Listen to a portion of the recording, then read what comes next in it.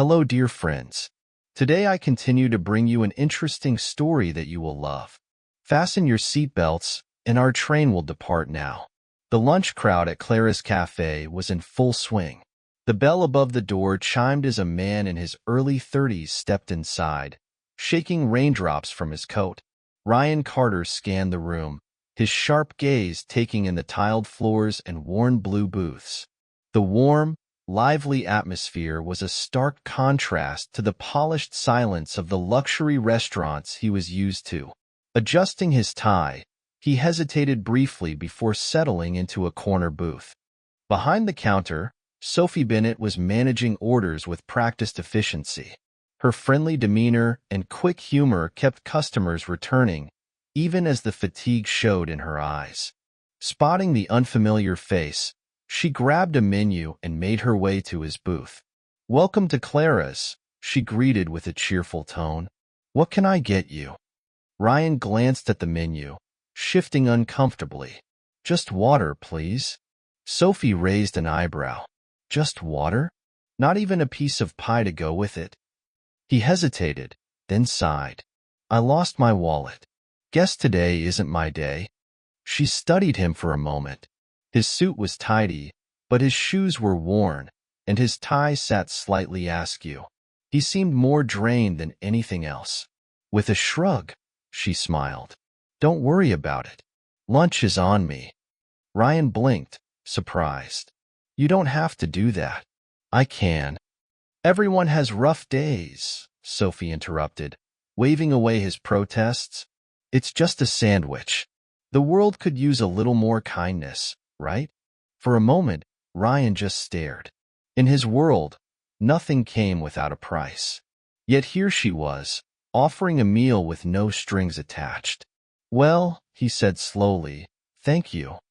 As Sophie walked away to place his order, Ryan leaned back, feeling an unfamiliar warmth. A few minutes later, she returned with his sandwich and a glass of water. "Here you go. Enjoy." "Thanks," he said, glancing at her name tag. "Sophie, right?" "That's me," she replied, heading off to serve another table. Ryan ate slowly, his thoughts drifting. He'd stumbled into this cafe on a whim, looking for a sliver of normalcy in his chaotic life. Now, he found himself watching Sophie as she moved between tables, her smile unwavering despite the demands of her job. When he finished, he walked to the counter. Sophie, ringing up another customer, turned to him as he approached. "That was great," he said, slipping his hands into his pockets. "I owe you one." She smiled. "Just come back when you're having a better day." He chuckled softly. "I might just do that." As Ryan turned to leave, he glanced back at her. She was already wiping down a table, her ponytail swinging as she worked. There was something different about her. "She's different," he murmured as he pushed the door open and stepped into the rain.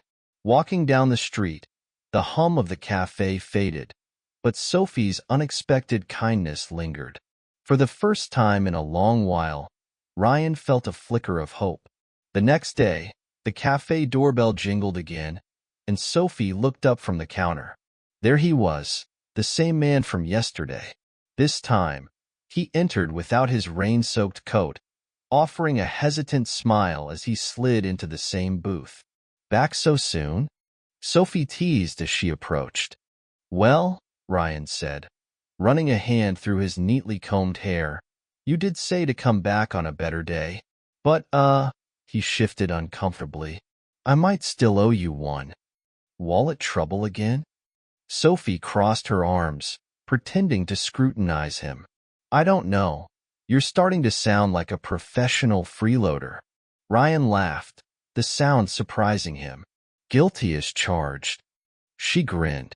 "All right, but only because I don't want my turkey club to go to waste." From that day on, Ryan became a regular. Twice a week, he'd walk into Clara's cafe, always ordering the same thing, a turkey club and water. Each time, he'd offer a sheepish excuse about his wallet, and each time, Sophie would wave him off with a smile. During quiet moments, Ryan watched Sophie as she moved between tables, always cheerful and kind. He began noticing small things. How she slipped an extra slice of pie to the elderly couple in the corner, how she knew every regular's name and favorite order, and the soft sighs she let out when she thought no one was watching. One afternoon, as the lunch rush subsided, Ryan lingered, waiting for the chance to talk. When Sophie finally took a moment to breathe, she slid into the booth across from Ryan, wiping her hands on her apron. "You're not in a hurry today," she remarked. "Not really," Ryan admitted. "Busy day for you?" She shrugged. "Every day's busy. Bills don't pay themselves, you know." Ryan raised an eyebrow. "Bills?" Sophie hesitated but found comfort in Ryan's easy demeanor. "My dad passed a few years ago, left behind some debts. And my little brother's in college. Smart kid, studying to be a teacher. Someone's got to keep things running." Ryan leaned back, genuinely impressed. "That's a lot to handle." "It's life," Sophie said with a small smile. "You do what you have to." Ryan left the cafe that day with a newfound admiration for Sophie. Her kindness wasn't superficial. It was rooted in resilience and selflessness. He thought about the people in his own life. Business associates, socialites, acquaintances, most consumed by wealth and appearances. Sophie's sincerity was a breath of fresh air. But guilt tugged at him. He was hiding who he really was, afraid of how she might react if she knew the truth about his wealth. One quiet afternoon, as Sophie cleared Ryan's table, she paused and said with a teasing grin, "You're lucky I'm such a generous waitress. One day, you'll have to repay the favor." Ryan chuckled, but her words struck a chord. What could he ever do to repay her kindness? As he watched her move to wipe down another table, the thought lingered. What would Sophie think if she knew the truth? Ryan brushed the thought aside, but it stayed with him long after he left the cafe. Ryan had become a regular fixture at the cafe, arriving earlier with each visit and lingering longer than necessary. He no longer came just for the turkey club. It was Sophie who drew him back, her warmth lighting up the entire room. One afternoon, during a slow lunch rush, Sophie joined him at his booth during her break. She sipped her coffee, her apron slightly wrinkled but her smile still intact. "You know," Ryan began, leaning back in his seat, "you're always taking care of everyone else. What do you do for yourself?" Sophie blinked, caught off guard. "For myself?" She laughed lightly. "Between shifts here, paying bills and checking in on my brother, there's not much time left for me." Ryan tilted his head, studying her. "There must be something, a hobby? A dream?" She hesitated before shrugging. "I like to paint. I haven't had much time for it lately, but it's always been a dream of mine to open a little art studio. Nothing fancy, just a space where people could come and create." Ryan's interest peaked. "That sounds amazing. Why haven't you pursued it?" Sophie sighed, swirling her coffee. "Dreams don't pay the bills, Ryan. And who has the money for something like that?" He wanted to say, "I do." He wanted to tell her that he could make her dream a reality with a single phone call. But instead, he simply said, "Maybe someday." "Maybe," Sophie agreed with a wistful smile. Over the next few weeks, Ryan found himself thinking about Sophie more than he cared to admit. Her optimism, even in the face of struggles, was something he deeply admired. The way she talked about her dreams, her family, her customers, it all drew him in like nothing else ever had. But as their connection deepened, so did his guilt. He was keeping a huge secret, and the longer he stayed silent, the harder it would be to tell her the truth. One evening, as Ryan left the cafe, he overheard Sophie talking to another waitress about the cafe's leaky roof. "Clara's been trying to get it fixed for months," Sophie said. "But repairs like that cost a fortune." That night, Ryan made a few calls. By the end of the week, a repair crew had come and gone, quietly fixing the roof. With the roof repaired and good as new, Ryan walked into the cafe the next morning to find Sophie in unusually high spirits. "You won't believe it," she said, beaming as she approached his booth. "Someone fixed the roof."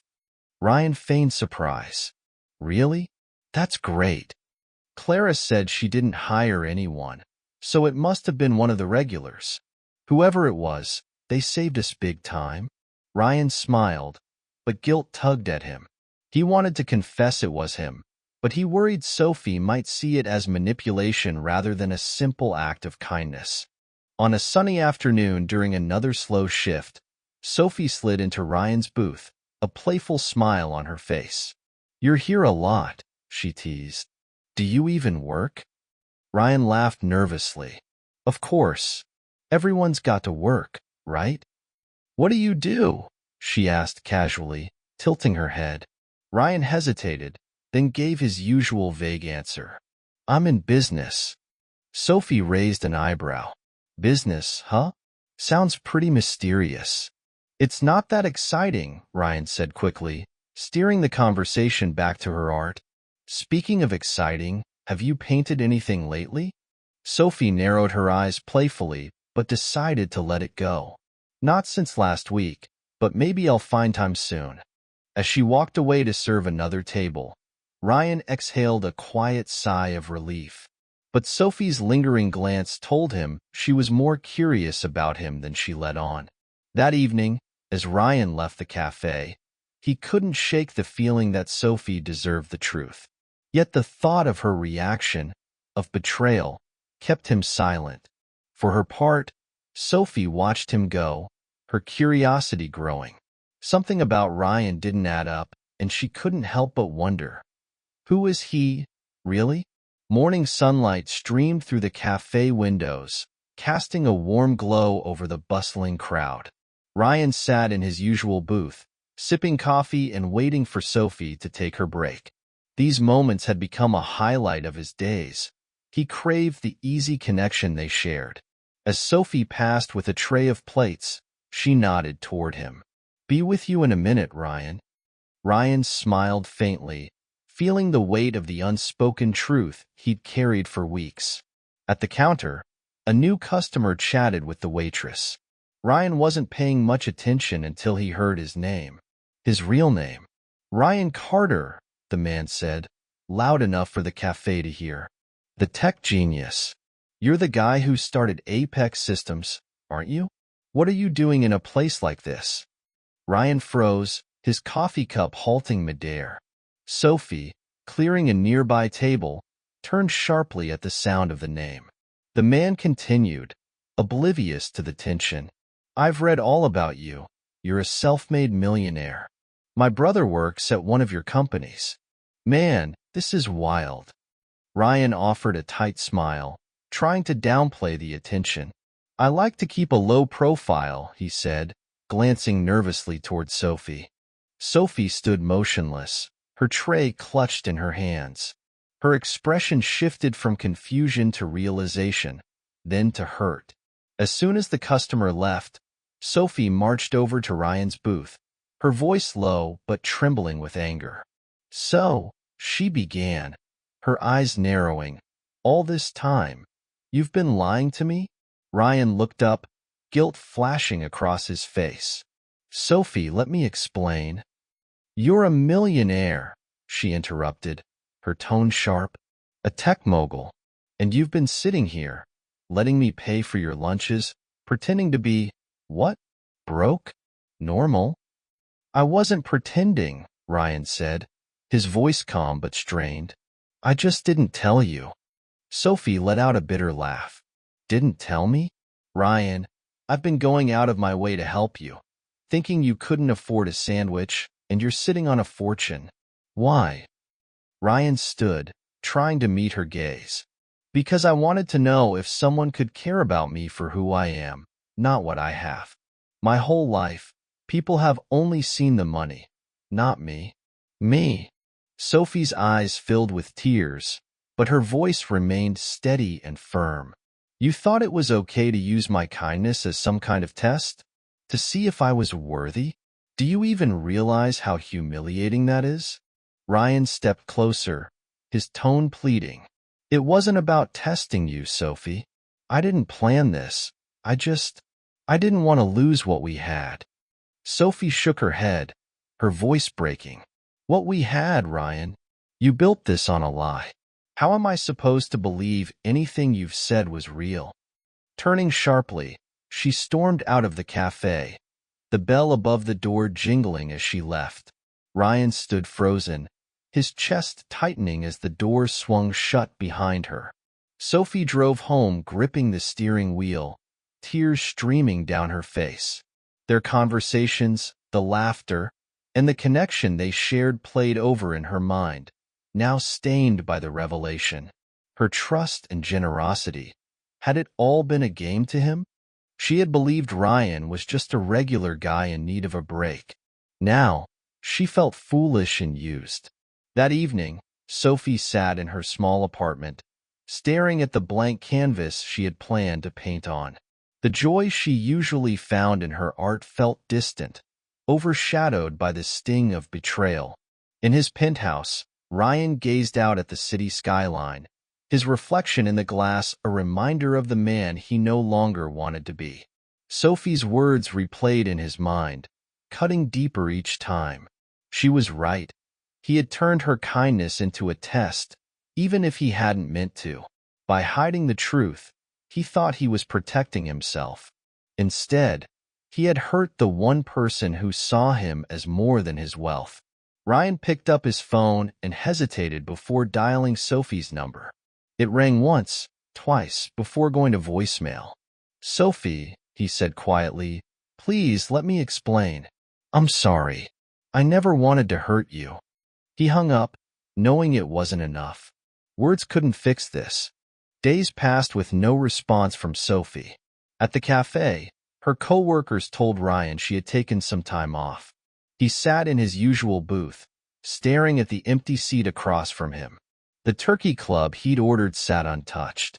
He had to make things right. But as the days stretched into nights, doubt crept in. What if I've lost her for good?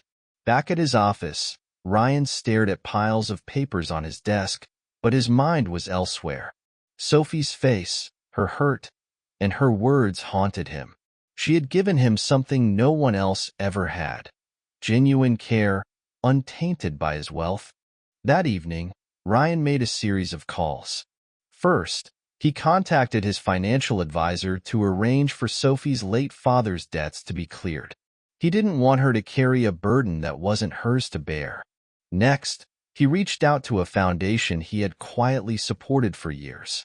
He arranged a scholarship for Sophie's younger brother, ensuring that the award reflected the brother's merit and hard work. His involvement would remain anonymous, but it still didn't feel like enough. Ryan wanted Sophie to know he believed in her dreams, too. He remembered her mentioning painting during one of their conversations, something she had dismissed as impractical. Determined, he gathered the best art supplies he could find, brushes, canvases, and paints. Along with them, he wrote a handwritten note. The note read, "Sophie, your kindness inspired me in ways I can never repay. Use these to follow your dreams. You deserve every success. A grateful friend." When Sophie returned to work a week later, she was met by a delivery person holding a large box.